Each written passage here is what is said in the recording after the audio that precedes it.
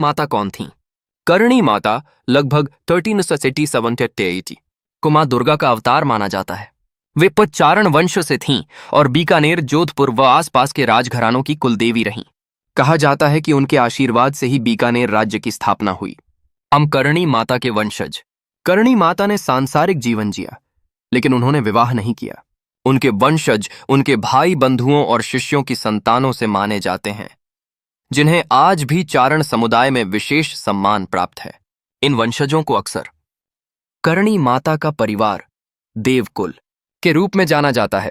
हर चूहों काबा से जुड़ी वंशजों की कथा सबसे प्रसिद्ध कथा यही है। कहा जाता है कि करणी माता के सौतेले पुत्र लक्ष्मण की मृत्यु हो गई। मां ने यमराज से उसे वापस जीवन देने की मांग की। यमराज ने मना कर दिया।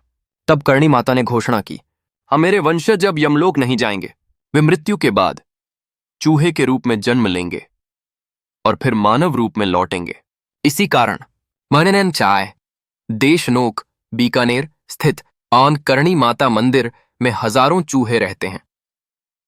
इन्हें बन्यारे के काबा के से कहा जाता है।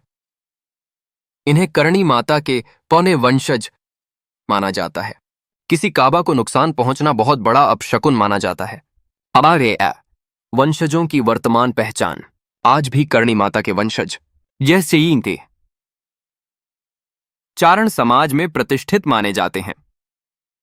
धार्मिक अनुष्ठानों में विशेष भूमिका निभाते हैं। बीकानेर, जोधपुर, नागौर, जैसलमेर क्षेत्रों में पाए जाते हैं। उनकी पहचान शक्ति, वाणी की सिद्धि और देवी भक्ति से जोड़ी जाती है। लोक मान्यता। राजपूत राजा युद्ध या राज्य स्थापना से पहले करणी माता के वंशजों से आशीर्वाद लेते थे, भविष्यवाणी पूछते थे। कहा जाता है कि उनकी कही बात कभी असत्य नहीं होती थी।